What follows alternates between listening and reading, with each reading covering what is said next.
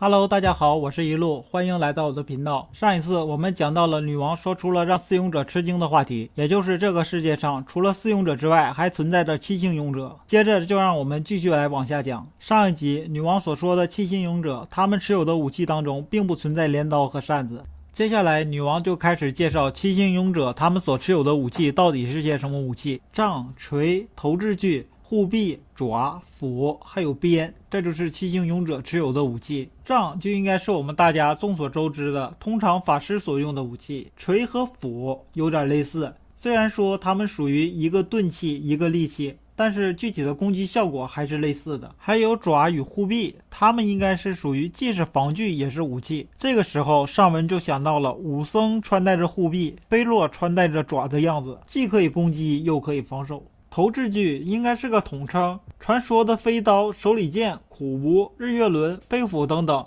应该可以变化一切的投掷系列武器，前提是必须是投掷系的，哪怕是石头应该也可以随意变化的类型吧。投掷锯应该归类于短距离的远程攻击武器吧。鞭这个武器应该可以变成锁、流星锤，或者是杀人于无形的线，而且在我们的世界里面，一部分的游戏里面，它可以是最强的武器。不过传说中的宝石，它们都镶嵌在什么地方呢？没见过实物，还是很好奇呀。女王不知所措地问道：“各位勇者大人，你们很熟悉这些武器吗？这些武器应该是和我们游戏里面的武器差不多吧？”这个时候，女王对于鞭进行补充道：“鞭有着引出魔物力量的技能，就好比上文大人的魔物盾一样，有着魔物成长补正技能。”听完这些，上文觉得传说中的武器里面也有的太多重合的部分了，这也太暧昧不清了。目前七星勇者部分武器还没有选定持有者，对于是什么样的武器我们就不知道了。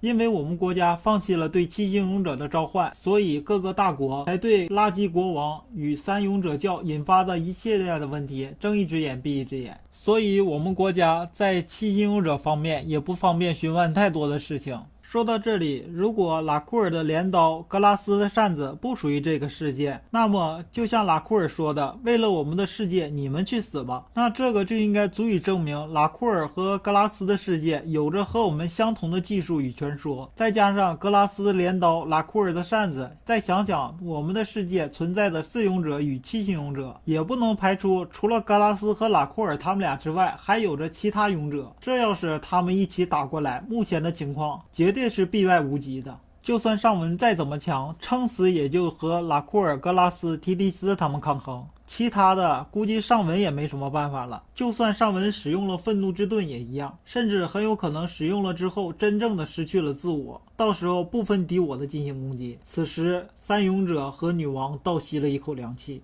知道了七星勇者他们所持有的武器，大家一起对这些武器进行了分析和探讨。最后虽然说是临阵磨枪，女王还是决定让三大菜鸟进行正规式的战斗训练。听到这句话之后，三大菜鸟摆出一副臭脸，不过也没说什么，可能是这次表现得太菜，不好意思进行反驳，所以只能摆出一副臭脸来回应吧。结束了这次的会议之后，三大菜鸟刚刚离开，女王便叫住了上文，商谈一下不能让三大菜鸟知道的事情。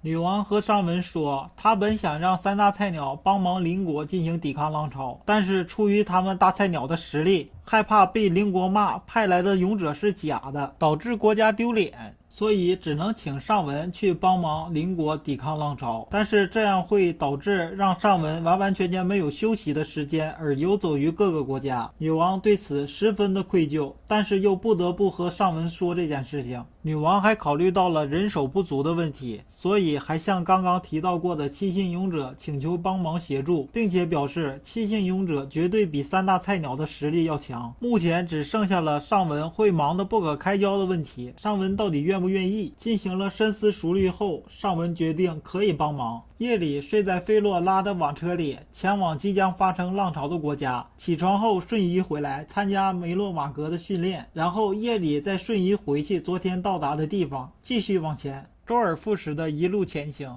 这是何其的紧凑日程表啊！全部都是因为三大菜鸟不听上文的话。想到这里，上文就不由得火冒三丈。没办法了，目前也只能按照这个方法办了。相信女王也考虑到了这些吧，这就是所谓的强行军吧。为了生存，不得不与全世界的浪潮进行战斗。哎，太无奈了。菲洛女王菲托利亚居然把这样麻烦的工作强行推给了尚文呢。尚文无奈地问道：“女王，近期发生的浪潮将在何时何地？”女王拿过来一张标记着龙克沙漏的世界地图，说道：“预测的时间是1周以后的这里。”哎，目前也只能按照这个方法行事了。尚文无奈地说道。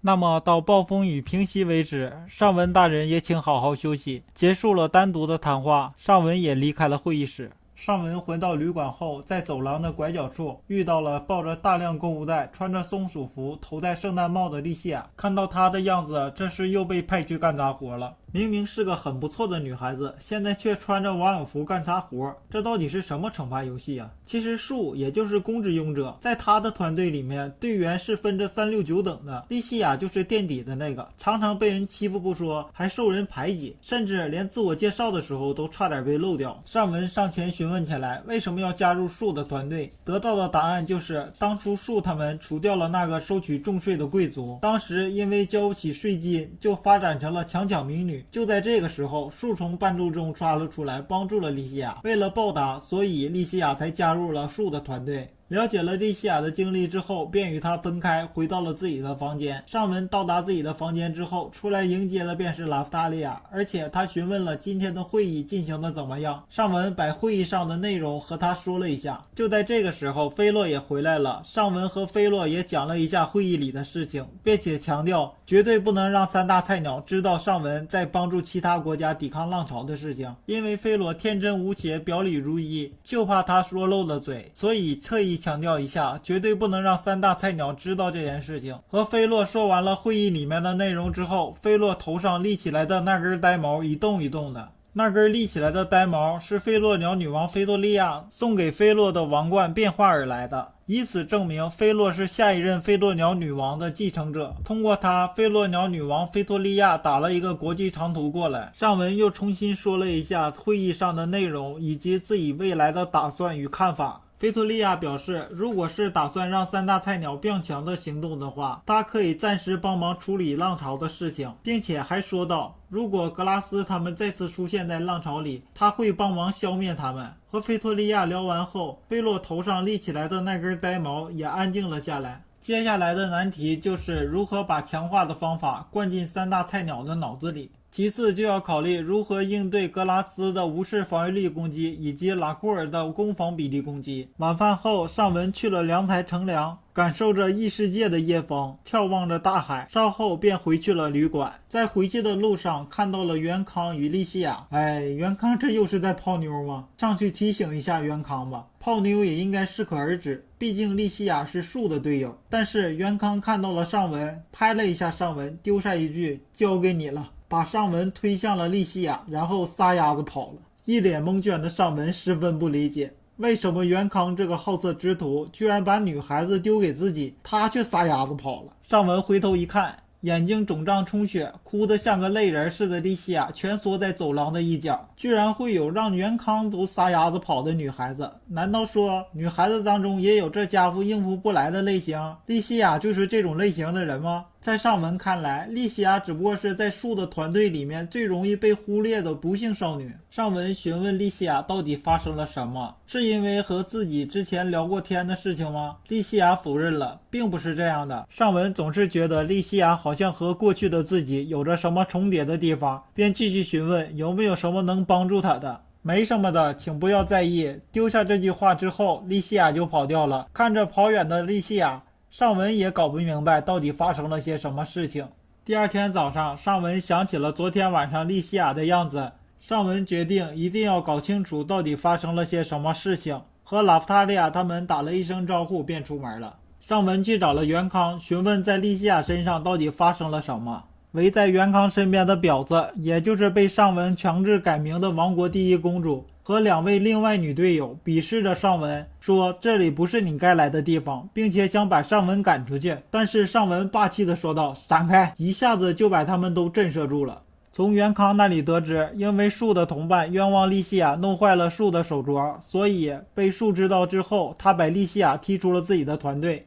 尚文知道这些事情之后，跑去树那里质问，一脚踹开树房间的门，与其争吵起来。莉西亚听到骚动的声音，也赶紧跑了过来，恳求着树不要把自己踢出他的团队。树一口咬定弄坏自己手镯的就是莉西亚，理由居然是其他队友说的。树甚至不冷静地思考一下，既然是其他队友说的，为什么当场不抓他个现行？树单纯地相信了其他同伴们所说的，他们都看到了。而且树说莉西亚加入团队的时间最短最弱小，所以他说的话不足以让人相信。所以树就不加思考的盲目相信队友，一定要将莉西亚扫地出门，踢出自己的团队，甚至还明着说出莉西亚在队里是最弱小的，与其留在队里，还不如返回家乡这种无情的话。见到如此的情况以及树的反应，这明显就是树他们一起串通好的，只不过就是找个借口想赶走莉西亚。这时尚文也明白了为什么树一定要把莉西亚赶出自己的团队了，就是因为他在浪潮里，在自己与格拉斯他们对峙的时候，莉西亚出色的表现以及树和其他同伴们打菜鸟的表现成了鲜明的对比，所以就想出了这个办法，一定要把莉西亚赶出自己的团队。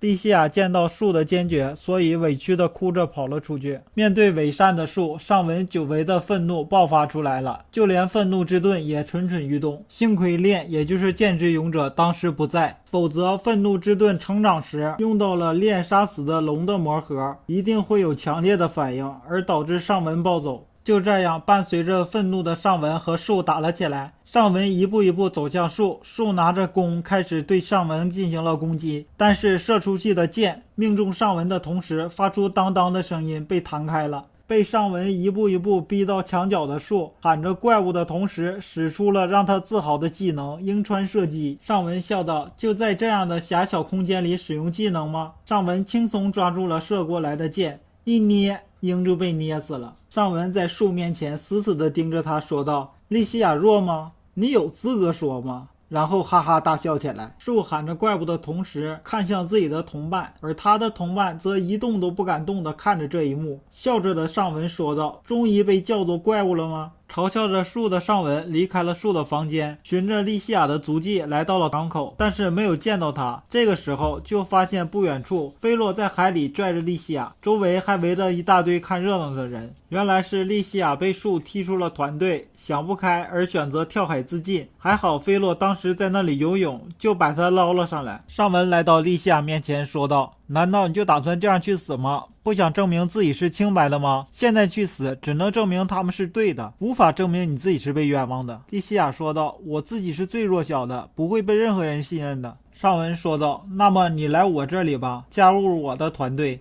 我们会让你变强的，到时候让树对你刮目相看，相信你是被冤枉的。”听到尚文说的这些话，莉西亚犹豫不决地伸出了他的手。尚文握住他的手说道：“不管用什么样的方法，我一定会让你变强的。”就这样，莉西亚加入了尚文的团队，成了尚文新的伙伴。之后尚文问莉西亚：“之前你在树的团队里面担任的是什么职位？”考虑到树这个伪善的人，便问道：“难道是近战吗？”莉西亚虽然没有否定，但是看来他真的转职为近战了，而且他应该也自己努力过，但是从他的表情上来看，应该还是不尽人意。因为拉夫塔利亚只能用光系魔法，菲洛只能用风系魔法，所以尚文就问莉西亚：“你能用什么魔法吗？”莉西亚说道：“什么魔法都可以。”尚文思考着，莉西亚居然没有任何的限制，这不就是所谓的一瓶子不满半瓶子逛着的类型吗？不过这样也挺好，可以随机应变。随着莉西亚的加入，尚文也要重新考虑一下大家担当的位置了。目前拉夫塔利亚打游击，菲洛是近战，尚文这是防御与支援。